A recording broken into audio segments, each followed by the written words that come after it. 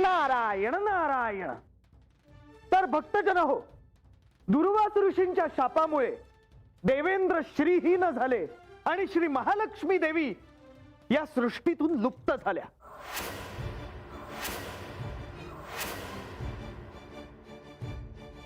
आणि श्री महालक्ष्मी देवींना पुन्हा या सृष्टीत आणण्यासाठी हे समुद्र मंथन झालं.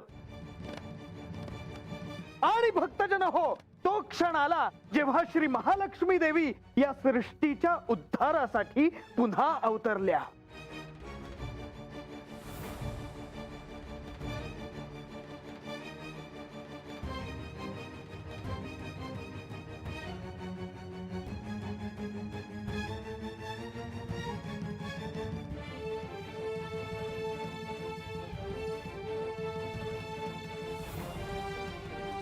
माझ्या आराध्यांशी त्यांचा विवाह झाला.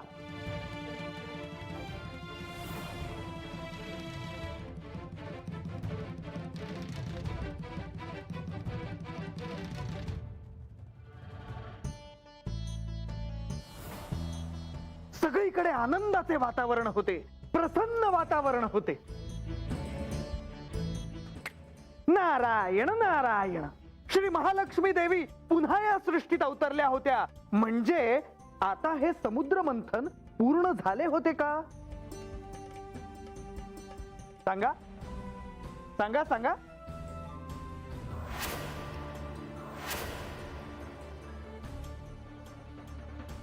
महाराज, अहो आता अजून काय हो आहे?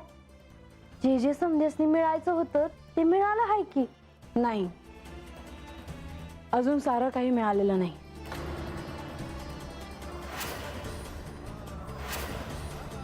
अजून समुद्र मंथनातून अमृत बाहेर आलं नाही.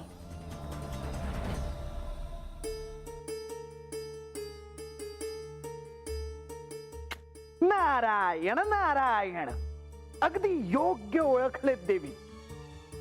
या समुद्र मंथनातून अद्याप अमृत बाहेर आले नव्हते.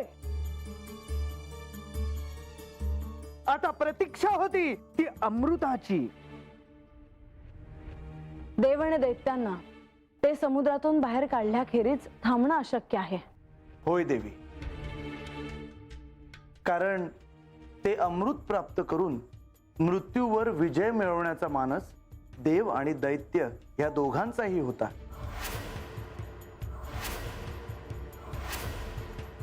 ज्यांना अमृत मिळेल त्यांना त्रिखंडात सत्ता मिळेल. ते सामर्थ्यशील होतील हेच सत्य होतं.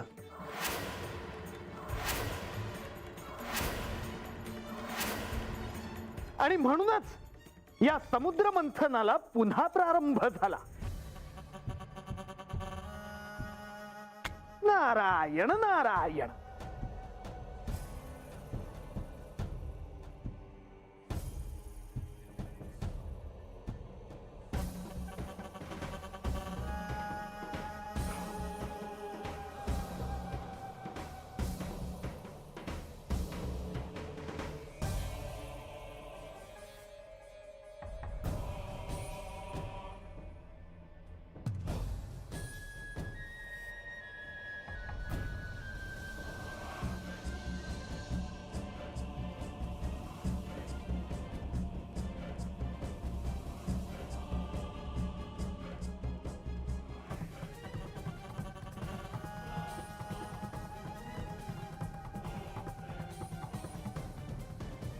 हे श्री महालक्ष्मी, आपण या सृष्टीतून निघून गेल्यानंतर इथले सारे वैभव आणि सारे ऐश्वर्यही निघून गेले होते.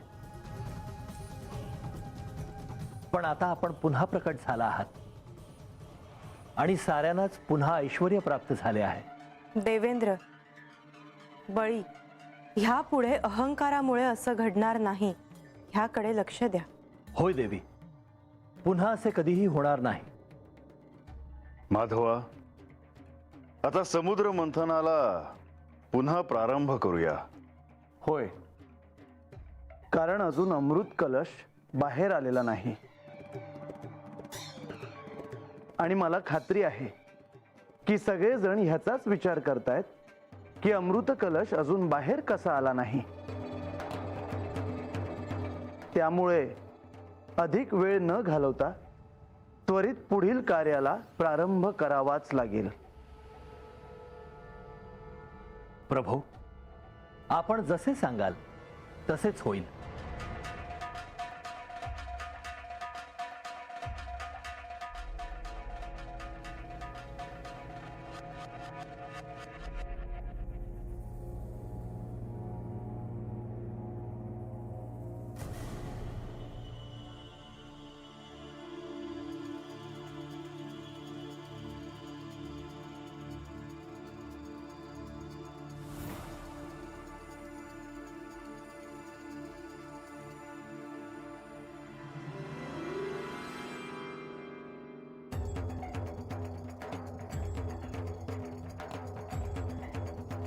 हे प्रभू, आता आम्ही पुन्हा अमृत मंथनास प्रारंभ करत आहोत.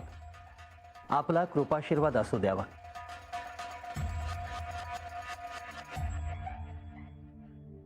शुभम भवतु.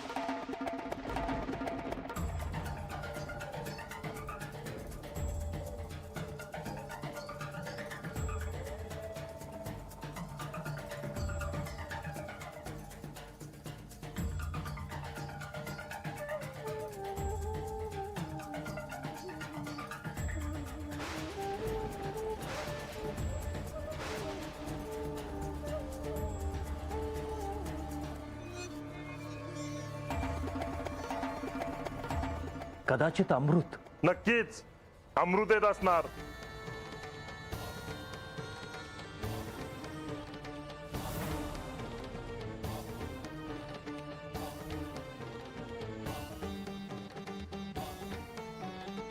अमृत.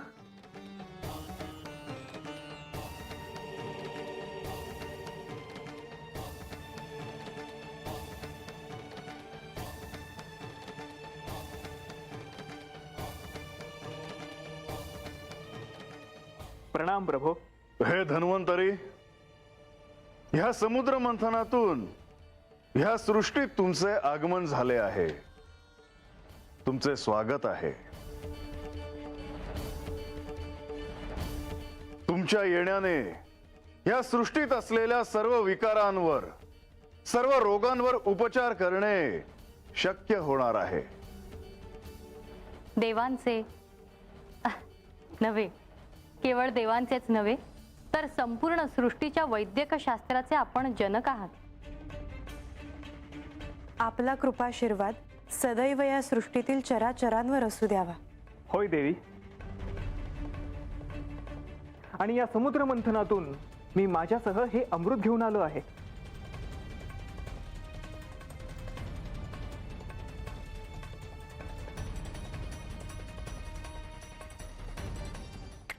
नारायण नारायण. आणि या समुद्र मंथनातून एकाच वेळी 2 रत्न बाहेर पडली.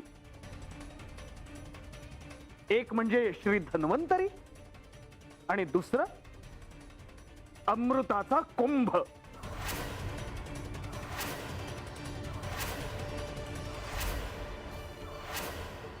अमृताचा तो कुंभ पाहून देव आणि दानव दोघांनाही काही सुचेनासे झाले होते. कारण सगळ्यांनाच हे ठाऊक होते की हे रत्न ज्याला मिळेल तो चिरंजीव होईल, मृत्यूवर विजय मिळवेल, त्रिखंड ब्रह्मांडाचा स्वामी होईल. अशा वेळी देवांना आणि दैत्यांना थांबवणं अत्यंत कठीण होतं.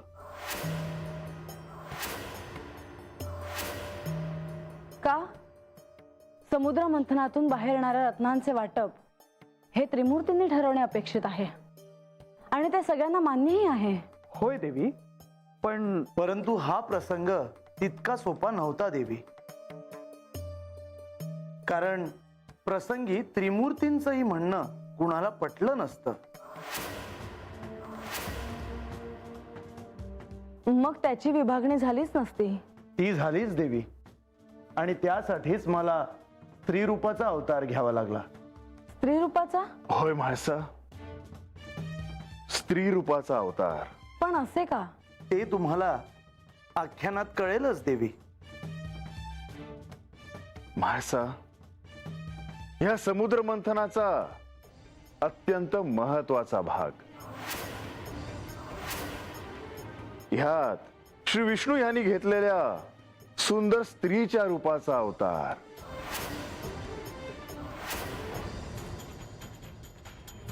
अर्थात मोहिनी अवतार.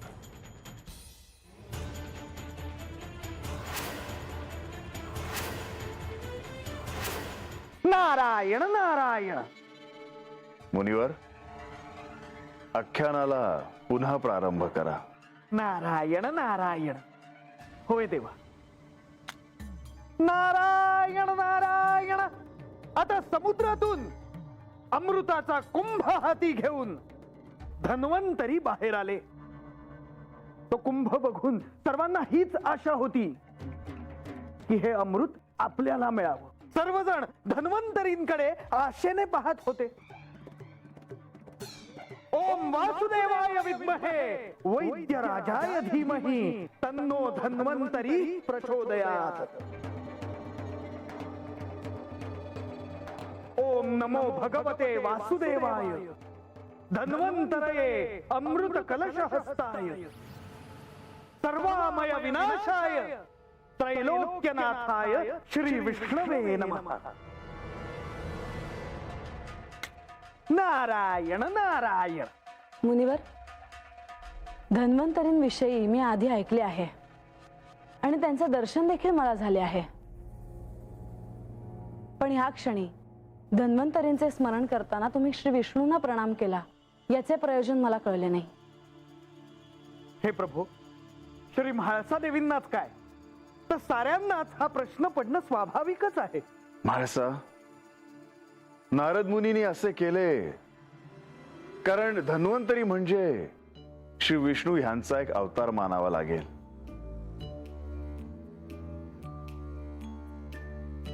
काय?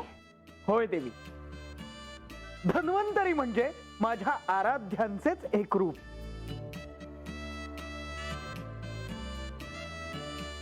ओम शंखम चक्रम जलौकाम दधिदमृतघटं चारुदोर्भिश्चतुर्मिः सूक्ष्मस्वच्छातिरुद्यांशुक परिविलसन मौलिमं भोजनेत्रं वन्दे धन्वन्तरीयुतं निखिल गदवन प्रौढदावाग्निलीलम्.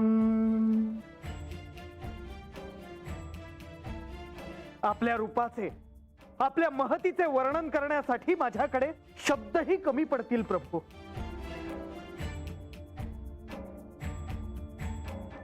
नारायण नारायण. तो क्षण असा होता की काय करायचं हा प्रश्न सगळ्यांनाच पडला होता. कारण देव काय, दैत्य काय, सहजासहजी अमृताचा त्याग करण्याची कुणाचीच तयारी झाली नसती. ह्या सृष्टीत धन्वंतरी ह्यांच्या रूपाने आपले आगमन झाले. ह्या सृष्टीत असलेल्या अनेक दुर्धर रोगांवर आपण उपचार सुचवलेत. होय प्रभू, साक्षात वैद्यक शास्त्राचे आराध्य म्हणजे श्री धन्वंतरी. आणि त्यांच्या हातातला अमृताचा कुंभ हेच सांगत होता की अमृत म्हणजे सर्व रोगांपासून मुक्त होण्याचा मार्ग. मोक्षाचा मार्ग. होय, असं देखील म्हणता येईल मुनिवर. ते वाटतं तितकं सोपं नाही. त्यासाठी समुद्र मंथन करावं लागतं, मनाचं मंथन करावं लागतं, अनेक गोष्टींवर नियंत्रण ठेवावं लागतं. त्याखेरीज अमृत प्राप्ती होणे नाही. होय प्रभू, त्रिमूर्तींच्या दायित्वांपैकी आणखी एक दायित्व आपण घेतलेत. सर्व रोगांवर, विकारांवर औषध मिळाले. नारायण नारायण. ओम नमो भगवते महासुदर्शनाय वासुदेवाय धन्वंतराय अमृत कलश हस्ताय सर्व भय विनाशाय सर्व रोग निवारणाय त्रिलोकपथाय त्रिलोकनाथाय श्री महाविष्णु स्वरूप श्री धन्वंतरी स्वरूप श्री श्री श्री औषध चक्र नारायणाय नमः.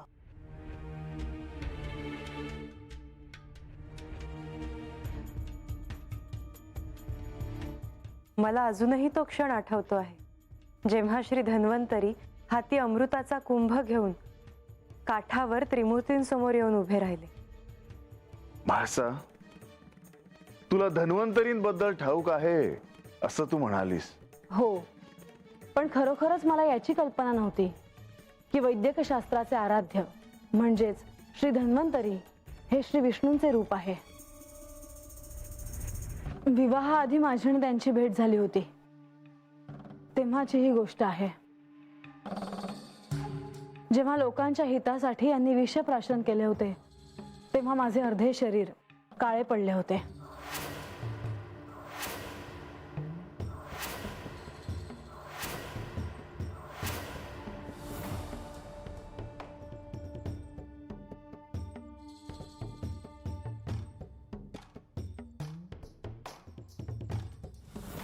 तेव्हा माझी प्रकृती स्थिर व्हावी म्हणून ते आले होते. त्यांच्या औषधोपचारांनी मला गुण यावा आणि माझी प्रकृती स्थिर व्हायला सहाय्य व्हावे म्हणून तुम्ही त्यांना पाठवले होते. पण मला अजूनही एक गोष्ट आठवते. त्यावेळी त्यांच्या रूपात एक दैत्य नेवासेला आला होता.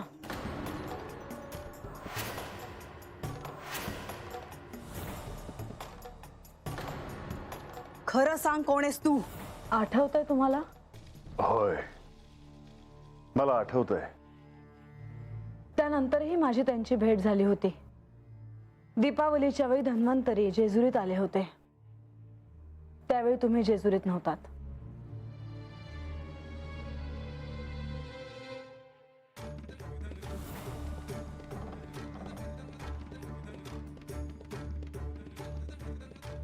त्यावेळी त्यांची गडावर यथोचित पूजा करण्यात आली होती.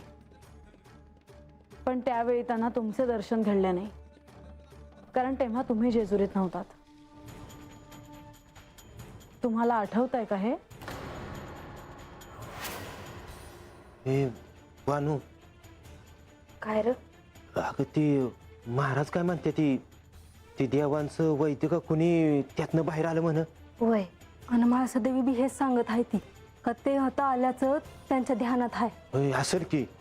ए बानू, मग तू अभि सांग की का तू अभि भिसली होतीस त्यासनी म्हणून. कशा पाय? कशा पाय म्हणजे समध्यासनी ठाव व्हाया नको वय. नाही न ग, असू दे. अगं असं काय करते आज? सांग की समध्यासनी, कुणी सांगावं, त्यातनंच तुला काय बाय कळलं म्हणजे. महाराज, मला एक सांगायचं आहे.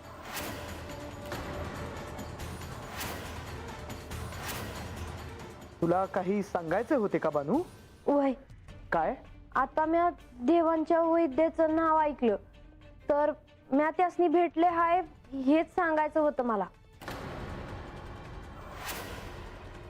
नारायण नारायण. हिची आणि धन्वंतरींची भेट झाली आहे. होय,